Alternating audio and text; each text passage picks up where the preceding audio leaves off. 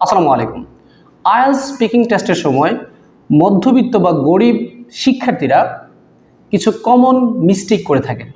তো আজকে এই মিস্টেকগুলো নিয়ে একটু আলোচনা করব, প্লাস কিছু সম্ভাব্য সলিউশন দেওয়ার চেষ্টা করব।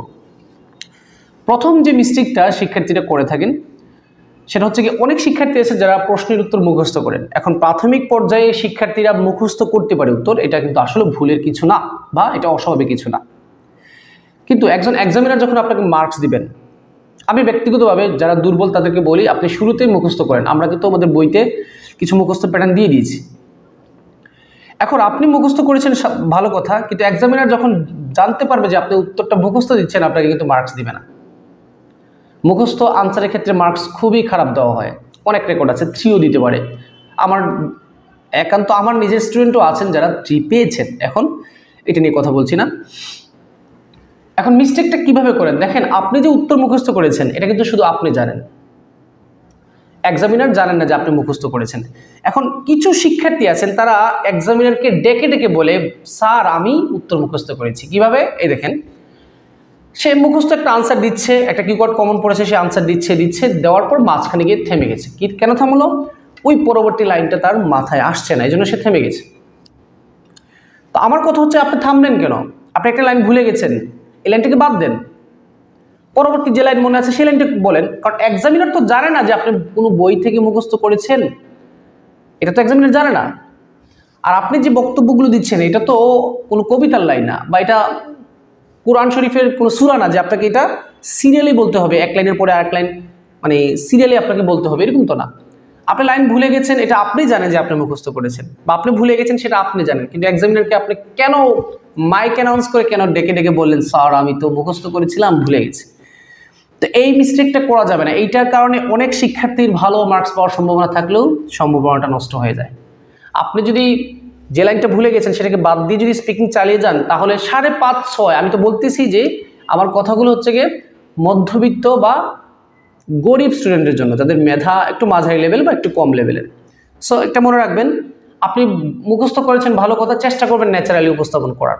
ওকে, যদি মাঝখানে কোনো লাইন ভুলে যান সেটাকে আপনি স্কিপ করে চলে যাবেন, এই লাইনটাকে আর মনে করার চেষ্টা করবেন না। হয়তো বা বক্তব্যের সময় কোনো এক সময় এই লাইনটা আবার ফিরে আসতে পারে আপনার জীবনে। ওকে, 2 নম্বর যে মিস্টেকটা করেন সেটা হচ্ছে, অনেক শিক্ষার্থী আছেন প্রশ্নই বুঝেন না। যখন প্রশ্ন বুঝেন না তখন কি করেন, প্রশ্নের উত্তরটাকে স্কিপ করে বলেন সরি স্যার, এরকম বলে চলে যান। এটা কখন ঘটে? প্র্যাকটিসের বেলায়। তো আপনি বলতে পারেন যে প্র্যাকটিস পরীক্ষা, এটা তো নন মেজর, এখানে তো মিস্টেক হতেই পারে। শুনেন, আইএলটিএস প্র্যাকটিসের বেলায় আপনি প্রত্যেকটা টেস্টকে সিরিয়াসলি নিয়েন। এখন অনেক শিক্ষার্থী আছে যে আমি প্রশ্ন করলে প্রশ্ন না বুঝলে, sorry sir please go to the next question. এই কাজটা কখনো করবেন না। আপনি দরকার হলে ভুল উত্তর দিবেন, ভুল উত্তর দিলে একটা মার্কস আপনি পাবেন, কিন্তু যদি উত্তর না দেন তাহলে আপনাকে এই প্রশ্নের জন্য আপনার অনেক খেসারত দিতে হতে পারে। আপনি কিন্তু আগে থেকেই জানেন টপিকটা কি। স্যার কিন্তু পার্ট 1-এ আপনাকে টপিক বলে দিবেন, now I would like to ask you some questions about television. Part 2-তে কিন্তু আপনি কিউ কার্ড আগে থেকে জেনে যাবেন। পার্ট 3-তে ওই কিউ কার্ড রিলেটেড প্রশ্ন করবে, তার মানে আপনি টপিক তো আগে থেকে জানেন। সো ধরেন টেলিভিশন নিয়ে প্রশ্ন হচ্ছে, আপনি প্রশ্ন পুরোটা বুঝেন না, স্যারকে একবার বলে নেবেন, sir please could you repeat the question. Sir আপনাকে রিপিট করলো, এই 2 বার শোনার পর যা বুঝেছেন তা নিয়ে আনসার দেন। তবে আপনি মুখ বন্ধ করে রাখবেন, আপনি বলবেন না sir sorry I cannot answer this question, please go to the next question. এগুলো বলবেন না, আপনার খুব বাজে রেজাল্ট আসবে। ভুল আনসার দিয়েন, সমস্যা নেই। ভুল আনসার দিলেও দেখবেন কিছু কথা আপনার প্রাসঙ্গিক হচ্ছে, কিছু কথা অপ্রাসঙ্গিক হচ্ছে। আচ্ছা, স্পিকিং টেস্টের 3 নম্বর যে মিস্টেকটা শিক্ষার্থীরা করে থাকেন সেটা হচ্ছে গিয়ে অতি শর্ট আনসার। অনেক শিক্ষার্থী আছেন যে প্রশ্নের উত্তর শুধুমাত্র ইয়েস বা নো এই 2টা ওয়ার্ড দিয়ে থাকেন, এইগুলো আনসার দিলে আপনি মার্কস পাবেন না। আপনাকে প্রশ্ন করা হলো, do you watch foreign movies? আপনি বলবেন ইয়েস, কি মুভি দেখেন বা কেন দেখেন সেটা সাথে 2-1 লাইনে ব্যাখ্যা দিবেন। কারণ যদি আপনি শুধুমাত্র ইয়েস নো বলেন, এক্সামিনার তো আপনাকে মার্কস দেওয়ার জন্য কিছু পাবে না।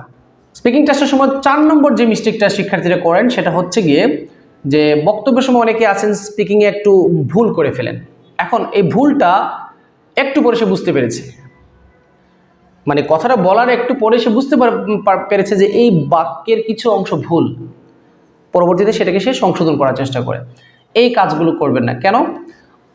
দেখেন, মাঝে মধ্যে 1-2টা ওয়ার্ডের ক্ষেত্রে যদি সেলফ কারেকশন করেন তাহলে ঠিক আছে, পুরো সেন্টেন্সটাই আপনি মডিফাই করছেন, মানে সেন্টেন্সটা ভুল হয়েছে এটাকে আবার কারেকশন করেছেন, এটা যদি কয়েকবার করেন তাহলে এক্সামিনার বিরক্ত হবে। কেন?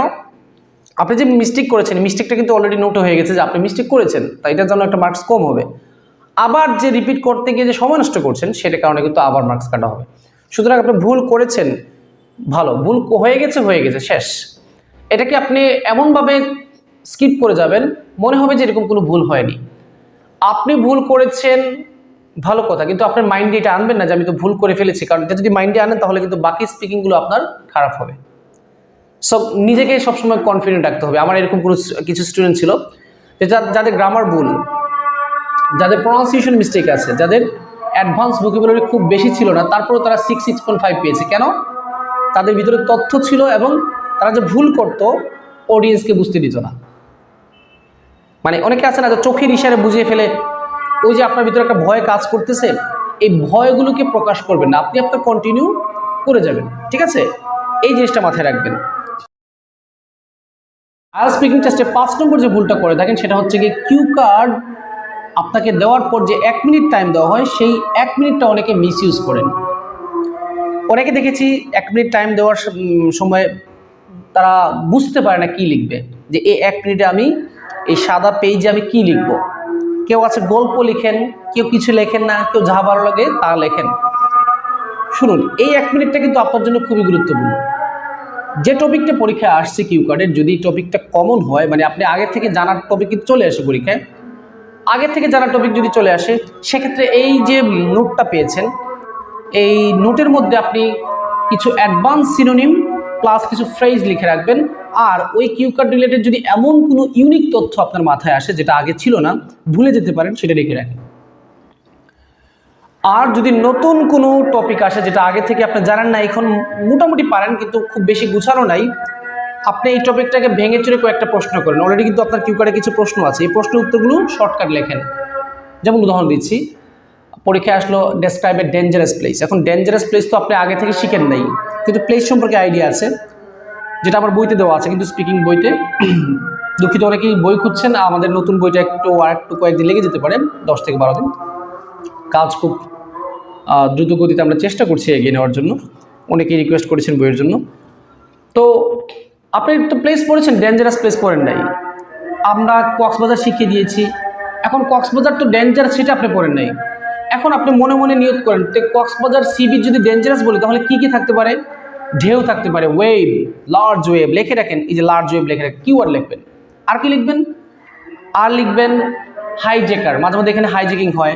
তারপর হচ্ছে অনেক বয়েজ কোয়ারেল করে, ছেলেমেয়েরা কোয়ারেল করে, ওকে। আবার বলবেন যে ক্রাউড বেশি, ওভার ক্রাউডেড।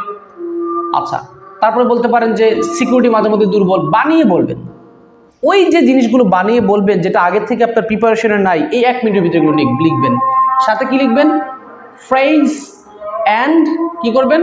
কিছু অ্যাডভান্স সিনোনিম লিখে রাখবেন। ডেঞ্জারাস, ডেঞ্জারাসের সিনোনিম হচ্ছে কি আউটরেজিয়াস, আপনি শিখেছেন, ইউজ করেন। ডেট্রিমেন্টাল, ক্ষতিকর। এখন ডেট্রিমেন্টাল ওয়ার্ডটা যেহেতু এটা ডেঞ্জারাস প্লেস নিয়ে, ডেট্রিমেন্টাল ওয়ার্ডটা আসবেই। সো এই জিনিসগুলো, এই 1 মিনিটের বেশিরভাগ ফোকাস করবেন কোনো ফ্রেজ লেখা যায় কিনা, বা কোনো অ্যাডভান্স সিনোনিম লেখা যায় কিনা, অভ্যাস করবেন। আপনার প্র্যাকটিসের লেভেলের সময় অভ্যাস করবেন। আইএলটিএস স্পিকিং প্র্যাকটিস করার সময় আমরা 2টা মিস্টেক করে থাকি। একটা হচ্ছে গিয়ে, অনেকে আছেন যে এমন সোর্স ব্যবহার করেন যেখানে উত্তরগুলো সংক্ষিপ্ত।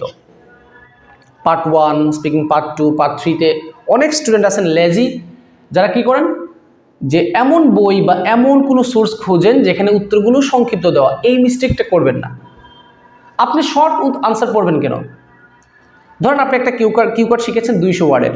এখন 200 ওয়ার্ড যদি আপনি মুখস্থ করেন তাহলে তো বোকামি, কারণ আইএলটিএস আপনি কতটুকু মুখস্থ করতে পারবেন? সো 200 ওয়ার্ড যদি আপনি ধরেন আপনি মুখস্থই করেছেন 200 ওয়ার্ড, এখন পরীক্ষা হলে চাপের কারণে আপনি 200 ওয়ার্ড থেকে 30 ওয়ার্ড ভুলে গেছেন। এখন এই 170 ওয়ার্ড দিয়ে তো আপনি 2 মিনিট কথা বলতে পারবেন না, তাহলে এটা হবে আপনার জন্য লস প্রজেক্ট। এখন এই জায়গায় যদি আপনি 500 ওয়ার্ড পড়েন, সাপোজ 500 ওয়ার্ড যদি রিডিং পড়ে রাখেন, বলতে বলতে হইলেও কিন্তু আপনার 250 ওয়ার্ড মনে থাকবে।